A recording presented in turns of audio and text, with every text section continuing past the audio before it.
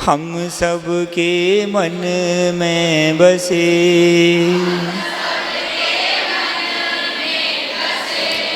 विद्यासागर संत जन जन के आराध्य वे,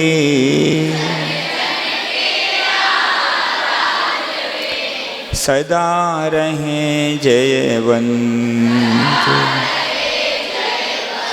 श्रद्धा से निश दिन करें,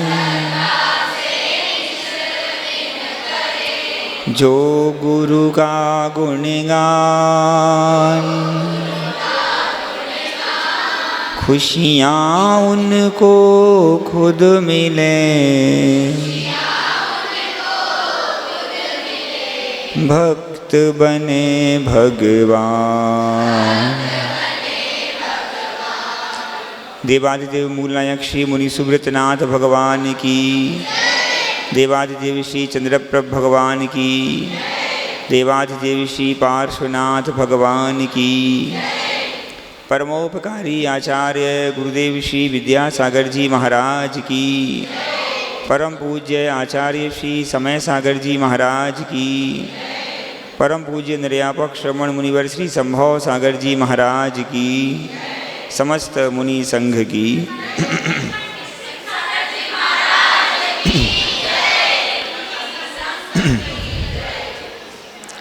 पूज्य गुरुदेव की कृपा से हम सभी अपने मनुष्य पर्याय को सार्थक करते हुए जीवन व्यतीत कर रहे हैं। देख रहे हैं जैसे जैसे समय व्यतीत हो रहा है, भगवान मुनि सुब्रतनाथ की कृपा जिन जिन पर है वो खुद ही आकर के अपना समर्पण करते जा रहे हैं। एक बात आप पक्की समझ लेना, जो खुद आकर के समर्पण करता है उसके सारे अपराध माफ़ हो जाते हैं, उसको अलग ही गिफ्ट मिलती। और जो बार बार कहने पर अथवा कहने पर भी नहीं करता है, उसके साथ क्या होता है, क्या होता है, उसके साथ अच्छा नहीं होता। एक छोटी सी बात को लेकर हम प्रारंभ करते हैं। जीवन में गलतियां सबसे होती हैं, चाहे वो शावक शाविकाएं हों अथवा साधु हों। जब तक निर्वाण नहीं होगा, जब तक केवल ज्ञान नहीं होगा, तब तक गलतियां होती रहेंगी। और आप सोचिए विचार कीजिए, एक साधु 11वें गुणस्थान तक जाने के बाद भी, 11वां गुणस्थान समझते हैं? गुणस्थान कितने होते हैं खाते गांव में? 14 होते हैं यहाँ भी। अच्छा ठीक है भैया। आप लोग का कौन सा गुणस्थान है? पहला? ये तो गड़बड़ है। कौन सा है बोलो? हाँ, चौथा है। और बताओ आप लोगों का जो प्रतिमाधारी है उनका कौन सा है? हाँ, दादी का 5वां है और तुम लोगों का चौथा है। और किसी का, आप लोगों का? वो कहे हमें पता नहीं महाराज जी कौन सा है। देखो ये गुणस्थान बाहर नहीं दिखता कि कौन सा है, किंतु अंतरंग में हमारे जो परिणाम होते हैं वो परिणाम गुणस्थान को निर्धारित करते हैं। और उसके आधार पे हमारे जीवन में पाप और पुण्य का बंध हुआ करता है। उसी के आधार पे हमारे इस जीवन की सारी व्यवस्थाएं और आगामी जीवन की सारी व्यवस्थाएं सेट होती हैं। 11वां गुणस्थान इस पंचम काल में यहाँ कर्मभूमि भरत क्षेत्र से कोई भी व्यक्ति, कोई भी मुनिराज प्राप्त नहीं कर सकते। अधिक से अधिक कौन से गुणस्थान तक जा सकते हैं? अभी अधिक से अधिक 7वें गुणस्थान को छू सकते हैं।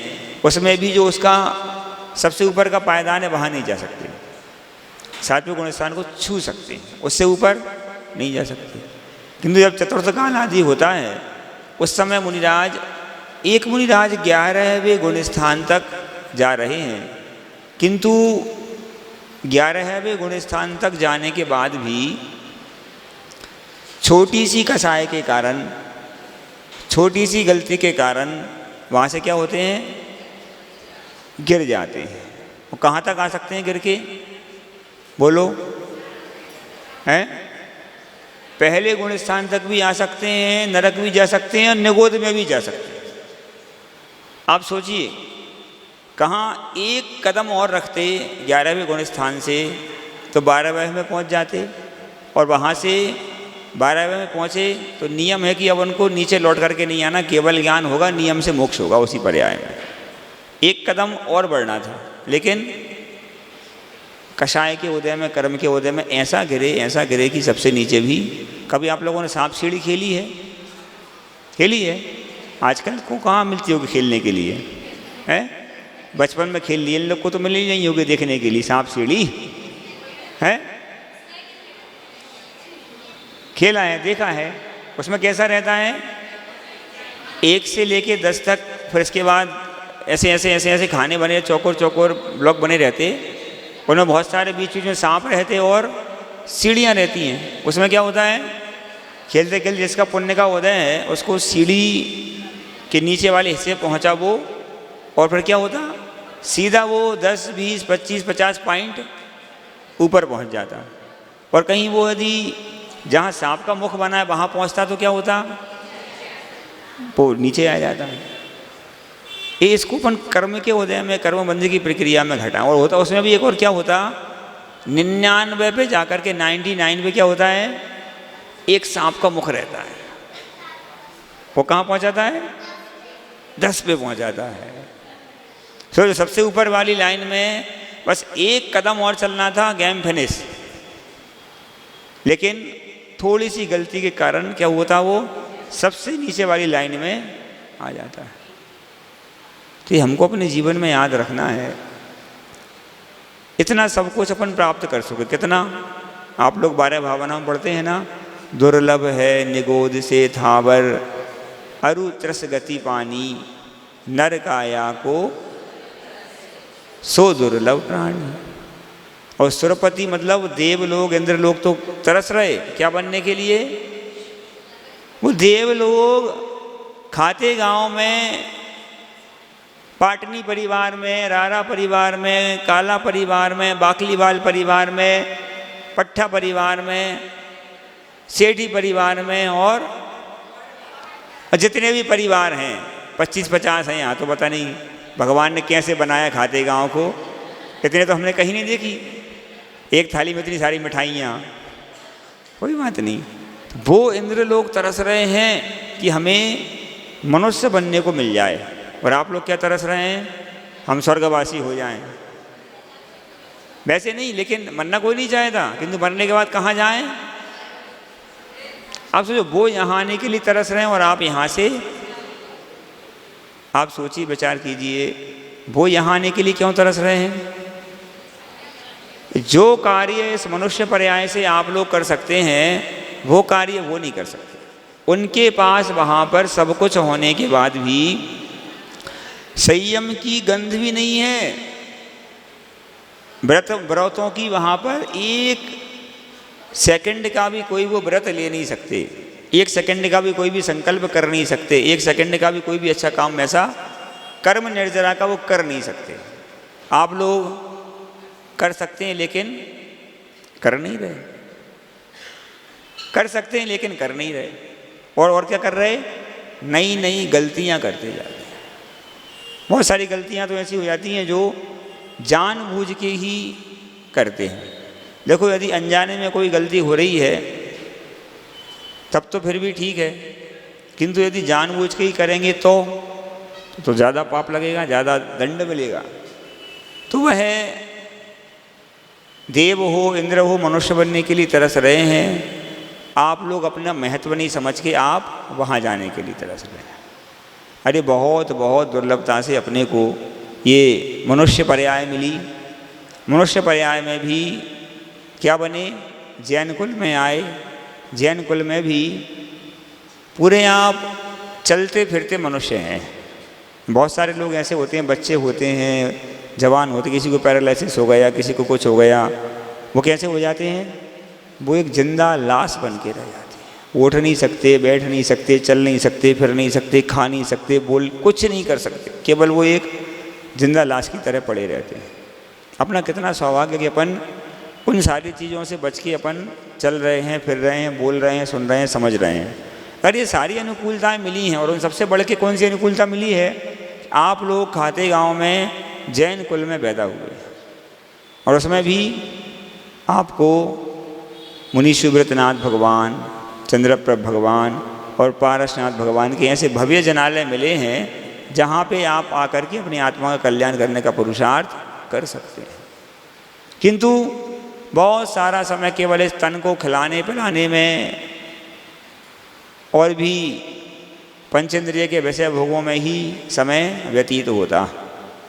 सुबह से कब शाम हो जाती है, शाम से कब रात हो जाती है, रात से फिर कब सुबह हो जाती है, ये पता ही नहीं चलता। किसको? हमको नहीं। आप लोग तो बहुत धर्मात्मा है, आपका तो एक एक सेकंड, हम तो अपनी बता रहे, मतलब समय मिलता ही नहीं है कि हम कुछ अलग से करें। कुछ लोग कहते हैं महाराज हमारा टाइम पास नहीं होता, हम कहते हैं कि हमारे पास टाइम नहीं है पास करने के लिए। अभी कैसे भागते भागते यहाँ आए, अब यहाँ से पूरा होगा तो अगला सो तैयार ऊपर वेट कर रहा है सामायिक का। सामायिक के बाद फिर वो दूसरे भैया लोग आ जाएंगे, वो कुछ पढ़ के सुनाएंगे, उसके बाद फिर ध्यान करना है, फिर सारी चीज़ें सुबह से लेकर के ऐसा होता है कि पूछो। खाते गांव वाले तो और ज़्यादा मेहनत करवा रहे, ईटिंग कम करवाते, मीटिंग ज़्यादा करवाते। अब क्या करें बताओ? ईटिंग कम करवाते, मीटिंग ज़्यादा करवाते। कोई बात नहीं, कर्म का होता है भैया, नाम ही क्या है? खाते गांव। तो यहाँ तो भैया ठीक है, आप लोग सब खाते पीते घर के हैं। किंतु याद रखिए, यहाँ से अपनी बात प्रारंभ हुई है, अपराध गलतियाँ सबसे होती हैं, किंतु अपराध करने के बाद जो व्यक्ति, जो जीव अपनी आत्मकल्याण का भाव लेकर के पश्चाताप करता है, प्रायश्चित्त करता है, तो उसका अपराध क्या होता है? क्षमा हो जाता है, साफ हो जाता है। कैसे होता हो? क्या सही है ये बात? एक उदाहरण से अपन समझते हैं, दो उदाहरण से समझेंगे। पहला है, आप लोगों ने सुना हुआ पहले डाकू लोग रहते थे। डाकू क्या करते थे? सुना है? नहीं सुना? डाकू लोग क्या करते थे? वो डाका डालते, मतलब वो किसी भी घर में किसी भी व्यक्ति के यहाँ रात को नहीं आते थे, वो खुलेआम आते थे। और खुलेआम आकर के वो जिस किसी ने नंबर 2 में पैसा बहुत ज़्यादा इकट्ठा करके रखा है, उसका पैसा उससे छीनते थे, और वो पैसा ले जा करके वो कुछ अपने काम में लेते थे, कुछ गरीबों को बांट देते थे। ऐसा करते थे डाकू लोग, ऐसा करते थे। अब समझ लो किसी भी डाकू को उसने ज़्यादा आतंक मचा दिया, पुलिस ने उसको पकड़ने के लिए नाम उसके ऊपर रख दिया कि भाई इसको जिंदा या मुर्दा जो भी पकड़ाएगा उसको 5 लाख रुपए दिए जाएंगे। अब वो डाकू, यदि आपने सुना होगा, वो डर के भाग रहा है या छिपता फिर रहा है या कुछ भी कर रहा है, अगर वो आकर के सरेंडर करेगा, सरेंडर मतलब आत्मसमर्पण करेगा कि भैया ठीक है हमसे अपराध हो गया, अब हम क्या करते हैं, अब हम क्षमा चाहते हैं, तो क्या होगा उसके साथ? अगर उसने सरेंडर किया है, आत्मसमर्पण किया है, तो पुलिस उसको, कोई उसकी पिटाई नहीं करेगी, कोई उसको दंड नहीं दिया जाएगा, उसका केस जो है बहुत जल्दी ठीक ठाक करके उसको आगामी जीवन जीने के लिए सरकार उसको घर देगी, ज़मीन देगी, स्थान दे देगी। ऐसा ही होता ना, उसको सज़ा नहीं दी जाएगी, थोड़ी बहुत सज़ा दे करके उसको फ्री कर दिया जाएगा। ये किस केस में होगा? जिसने सरेंडर किए, आत्मसमर्पण किया है। अब जिसने सरेंडर नहीं किया, जिसने आत्मसमर्पण नहीं किया, वो क्या कर रहा है? हम देखते हैं, हम भी हैं। पता उसके साथ क्या होगा? वो भागते भागते पुलिस की गोली का शिकार होगा, उसका एनकाउंटर होगा। एनकाउंटर समझते हैं? वो पुलिस की गोली का शिकार होगा और भागते भागते मारा जाएगा। अब जो भागते भागते मारा गया, जिसने समर्पण नहीं किया, उसके साथ क्या हुआ? क्या हुआ? जान भी गई, सब कुछ गया, जान भी गई और कुछ भी नहीं बचा, है ना? तो आप बताइए, आत्मसमर्पण अच्छा है कि एनकाउंटर अच्छा है? अच्छा है ना, उसमें सब कुछ भी। यही अपने को सोचना है। गलतियां सबसे होती हैं, पर गलती होने के बाद हम प्रभु के पास जाकर के, गुरु के पास जाकर के अपनी गलती का पश्चाताप करें। ये नहीं सोचें किसी ने देखा नहीं है तो चल जाएगा, बिल्कुल नहीं चलेगा। पहले क्या होता था, कभी आप लोगों ने, सुनो ध्यान से, साइकिल चलाई कभी? चलाई। मोटरसाइकिल, बुलेट भी चलाई? मोटरसाइकिल नहीं थी, साइकिल तो चलाई। आप लोगों ने भी कभी 2 व्हीलर या 4 व्हीलर चलाया होगा या चलाते होंगे, देखते होंगे। तो पहले क्या होता था, जब कभी आप साइकिल वाले के तो ऊपर कोई चालान बनता नहीं है ना। मान लो कोई उसने ट्रैफिक सिग्नल तोड़ दिया कुछ भी, तो उस पर चालान बनेगा क्या? साइकिल पे कोई चालान नहीं बनता। किंतु यदि 2 व्हीलर है, 4 व्हीलर है, उसने कोई भी किया तो क्या होगा, उस पर चला रहा है वो, कोई घटना हो गई, कोई भी उसने सिग्नल तोड़ दिया, कुछ भी किया, तो पहले क्या होता था, पुलिस वाले खड़े रहते थे, उनने देखा कि इसने ये गलती की है, वो उनके पीछे भागेंगे, उसको पकड़ेंगे, उसका चालान काटेंगे। ऐसे होता था ना। अगर किसी ने ज़्यादा होशियारी दिखा दी, वो भाग के चला गया तो वो चला गया, बच गया। अब क्या होता है पता है, अब यदि आपने कहीं भी कोई भी सिग्नल क्रॉस किया, कुछ भी आपने तोड़ा, आप रेड लाइट में आगे बढ़ गए, या आपने तेज़ गति से गाड़ी चला दी, अथवा आपने XYZ कोई भी गलती करी, तो क्या होगा पता है, कोई पुलिस वाला पकड़ने आपको नहीं आएगा। क्यों? सबको छोड़ दिया जाएगा? नहीं, सभी जगह आजकल ऐसे CCTV कैमरे लग गए, कोई आपको पकड़ने नहीं आएगा। आप इत्मीनान से घर पहुंचेंगे, और आप जब मोबाइल खोल के देखेंगे तो उसमें क्या आएगा,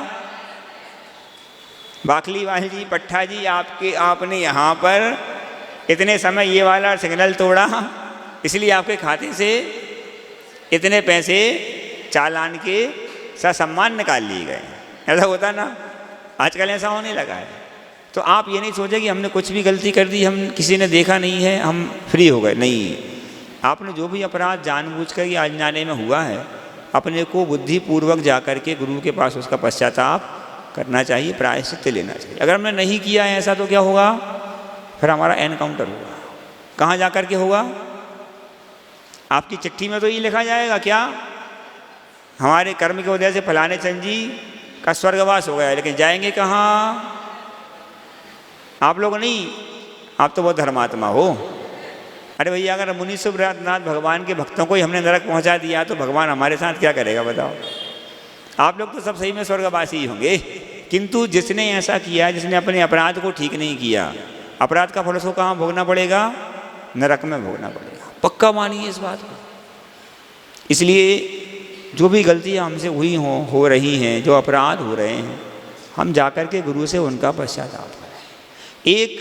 एक नहीं, 2 नियम आप लोग आज ले लो। पहला नियम है, कभी भी जीवन में कितनी भी कोई भी विकट परिस्थितियां हों, कभी भी आप लोग सुसाइड नहीं करेंगे, आत्महत्या नहीं करेंगे। कभी किसी ने आत्महत्या करी आप लोगों ने? महाराज जी इतना भी नहीं जानते, बताओ। अगर हम आत्महत्या कर लेते, यहाँ बैठे होते क्या?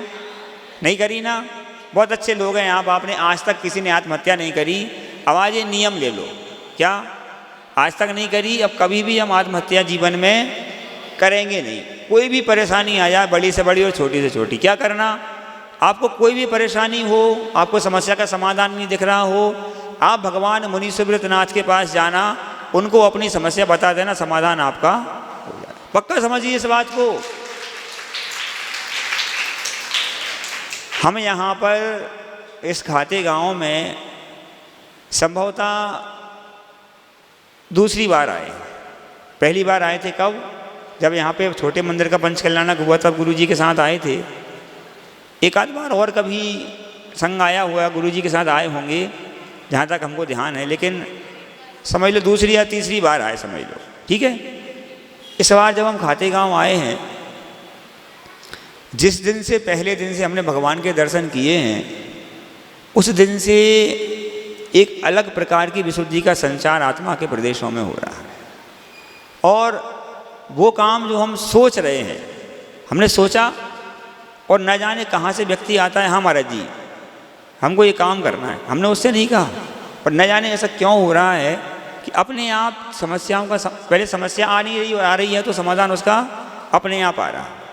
कोई भी चीज़ जो सोच रहे हैं वो अपने आप क्या हो रही है, पूरी। हमने वहाँ देखा, उस पर लिखा है मनोवांछित फल प्रदाता। आप माने चाहे नहीं माने, हम अवश्य मानते हैं कि यहाँ के जो मुनि सुब्रतनाथ भगवान हैं वो मनोवांछित फल प्रदाता।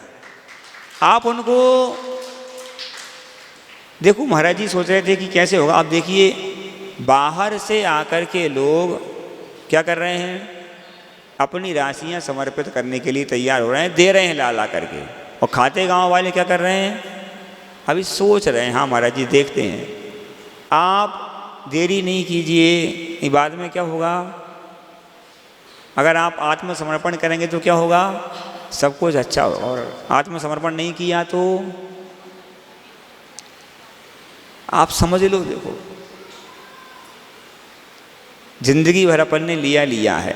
अब हर घर में ये चर्चा होना चाहिए कि हमको देना कितना है और कैसे देना है, जैसे बने वैसे देना है। और पक्का मानना, जितना अपन देंगे उससे कई गुना कहाँ से आएगा पता नहीं चलता। अब किए गए पाप का पहला तो नियम क्या ले लिया अपन ने, सब लोग हाथ उठाओ, कभी भी जीवन में सुसाइड नहीं करेंगे, है ना।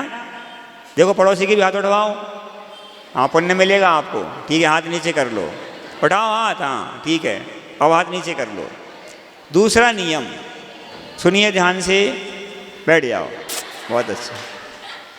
अब दूसरा नियम है, जीवन में कुछ भी परिस्थिति हो, आप कभी भी एबॉर्शन नहीं कराना, कभी भी भ्रूण हत्या नहीं कराना। आप सोचिए, विचार कीजिए, कोई भी जीव जो गर्भ में आता है, गर्भ में आने के 48 मिनट में, 48 मिनट में क्या हो जाता है, वो जीव पूरा कंप्लीट हो जाता है और अपनी विकास यात्रा चालू कर देता है। अब अगर उस 48 मिनट के भ्रूण की भी आपने हत्या करवाई तो आपको पता है क्या अपराध लगेगा आपके ऊपर। आपके ऊपर मर्डर की जो धारा होती है उसके तहत आपके ऊपर मर्डर का केस बनेगा। किसी ने नहीं देखा महाराज जी फोटो आपका खींच चुका है, महाराज जी वो तो ये है वो है, कुछ भी हुए, बाहर जो व्यक्ति घूम रहा है उसकी हत्या करना और अंदर जो पल रहा है उसकी हत्या करना बराबर ही है। ये नियम भी आप लोग कर लो। कुछ भी परिस्थिति बनेगी, हम किसी भी प्रकार से ये कार्य नहीं करेंगे, ना किसी को करवाने की सलाह देंगे। उठाओ अपने अपने हाथ। 2 नियम हो गए हैं, आत्महत्या नहीं करेंगे, किसी को प्रेरित नहीं करेंगे करने के लिए, और भ्रूण हत्या अबॉर्शन नहीं करेंगे ना करवाएंगे। ठीक है, हाथ नीचे कर लो। जिसने ये अपराध किया हो करवाया हो, सुनो ध्यान से, जिसने भी अपराध किया हो करवाया हो वो जाकर के महाराज जी से अथवा गुरु जी से इसका पश्चाताप करें। क्योंकि यदि हमने अपने पापों को यहीं साफ नहीं किया तो निश्चित रूप से हमको ना जाने किन दुर्गतियों में भटकना पड़ेगा। और पाप कैसे साफ होता है, आप एक उदाहरण के माध्यम से अपन समझते हैं। आप लोगों ने कभी करेले की सब्जी खाई है? नहीं खाई? बहुत अच्छा रहता है करेला। करेला खाने से शुगर अपने आप ठीक हो जाती है। शुगर की एक आपको करेले का नाम आया, शुगर का नाम आया, तो आपको एक औषधि बता देते शुगर की। सूखा करेला, नीम की सूखी पत्तियाँ, त्रिफला चूर्ण और मेथी दाने का पाउडर, ये चारों चीज़ें बराबर मात्रा में ले लो, पाउडर करके मिक्स करके रख लो। 1-1 चम्मच आप सुबह शाम इसको लेते जाओ। आपके शरीर में जितना भी एक्स्ट्रा फैट है, जितने भी आपका मोटापा है, जितनी आपको गैस वैस बनती है, सारी समस्याओं का समाधान भी हो जाएगा और आपकी शुगर भी ठीक हो जाएगी। ठीक है, अब सुनो ध्यान से। करेले की सब्जी आप लोगों ने खाई होगी, बनाई होगी। होता क्या है, आप करेला लेकर के आए या आपके जैन साहब करेला लेकर के आए। अब करेले को आपने व्यवस्थित करके रख दिया। कैसे रख दिया? नमक का पानी लगा के, है ना। नमक लगाने से ही क्या होगा, अपने आप लगभग आधा घंटे में क्या होगा, उसकी लगभग आधी कड़वाहट अपने आप निकल जाएगी। तो ये नमक लगाना मतलब क्या हुआ, आपने कोई भी अपराध किया है तो आप गुरु के पास चले गए हिम्मत करके और आपने कह दिया महाराज ये गलती हमसे हो गई। आपने इतना कहा कि ये गलती हो गई, हम प्रायश्चित चाहते हैं, आपका आधा अपराध खत्म। वहाँ नमक लगाने से आधी कड़वाहट उसकी खत्म। अब उसके बाद आपने उन करेले को क्या किया, आपने एक बार उनको सादा पानी से धो दिया। धोने से क्या हुआ? 10% कड़वाहट और ख़त्म। कितनी कड़वाहट चली गई? 60 चली गई, अभी 40 और बची। इधर आपने गुरु से कहा भगवान अपराध हुआ है, हम प्रायश्चित चाहते हैं और आप हमको प्रायश्चित दे करके शुद्ध कीजिए, हम उसको पूरा करेंगे। इधर आपका 10% और कम हो गया। अब आपने क्या किया वहाँ पे? अब आपने उन करेलों को कढ़ाई में डाल करके आपने पकने के लिए रख दिया। जैसे जैसे वो करेले पकते जाएंगे वैसे वैसे उनकी कम से कम 10% कड़वाहट और अपने आप चली जाएगी। कितनी चली गई? 70 चली गई, 30 अभी बची है। यहाँ आपने गुरु से निवेदन कर लिया। अब गुरु ने कहा नहीं अभी नहीं, बाद में आ जाना। फिर आप बाद में फिर गए, दूसरी बार गए, तीसरी बार गए, तो ये क्या चल रहा है? आपका पकने का कार्यक्रम चल रहा है। तो आपकी इसमें अभी प्रायश्चित हुआ नहीं है, लेकिन आपका 70% पाप साफ हो रहा है, क्योंकि आपको फीलिंग हो रही है, आपको अपने आप में पश्चाताप हो रहा है और पाप आपका साफ होता जा रहा है। अब वहाँ करेले पक गए पूरे। अब आपने या तो उनको और क्या किया, और करारा कर दिया थोड़ा। उसमें क्या किया?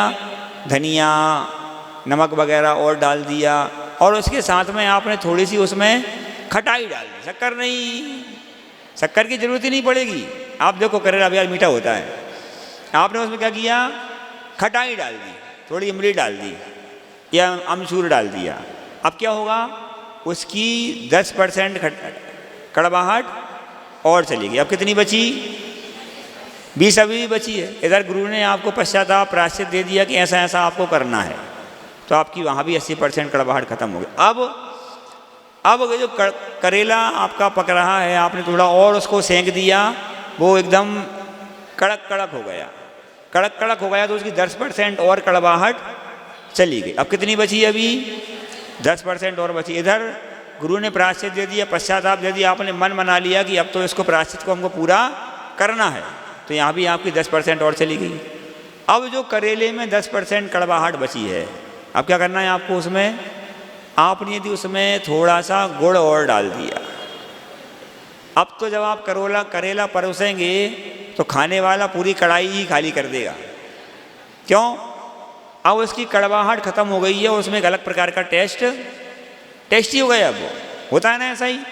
विश्वास नहीं हो तो करके देख लो, पहले इस्तेमाल करो फिर विश्वास करो, ठीक है।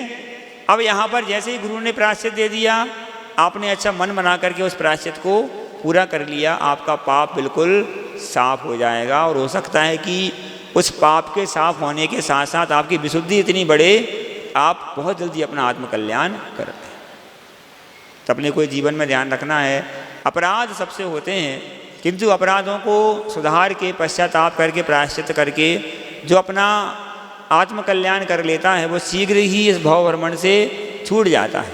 और जो पश्चाताप नहीं करता, प्रायश्चित नहीं करता, उसको नरकों में, दुर्गतियों में जाके उनका फल अवश्य भोगना पड़ता है। समय आपका पूर्णता की ओर इतना ही रखते हैं। आप सभी अपराधों से बचें, और यदि अपराध हो रहे हैं तो उनका पश्चाताप करके प्रायश्चित करके अपना पुण्य बढ़ाएं, और इतना पुण्य बढ़ाएं कि आप सभी हमसे भी पहले भगवान बने। इसी मंगल कामना के साथ बोलिए गुरुदेव श्री विद्यासागर जी महाराज की। आवाज़ तो कुछ हो नहीं पाया अपना, कोई बात नहीं, ये भी ठीक है ना। क्या है आज का सार? 2 नियम आपने ले लिए, और जो अपराध किए उनका पश्चाताप अवश्य करना, ये अपना आज का हो गया। अब अच्छे हंस के मुस्कुरा के आपस में चलो। अब जिस प्रश्न का उत्तर खोज के लाने के लिए कहा गया था, खोज के लाए हैं। अपने नाम की पर्चियाँ पहुँचा दो। बहुत सारी पर्चियाँ, किसी और को देना है पर्ची? पुरस्कार लाया कोई? कहाँ रखे हैं? रखे हैं? नहीं है? वहाँ मंदिर में क्यों रखे हैं? बहुत सारे। क्या करें अब? आज प्रश्न पूछ लेते हैं, आज का पुरस्कार कहाँ है? भैया को पता है? हाँ लिया भाई। चलो अपन जब तक पर्चियाँ आ गई हैं, एक बच्चा आओ, कोई आओ, जन साहब आ जाओ, उससे उठवाते। पहले पूरी पर्चियाँ मिक्स करो, अच्छे से मिलाओ। हाँ देखो, बोले दादी के नहीं उठाना, एक पर्ची उठाओ। माइक ले लो भैया से, नाम बोलो किसका आया, माइक ले लो भैया से।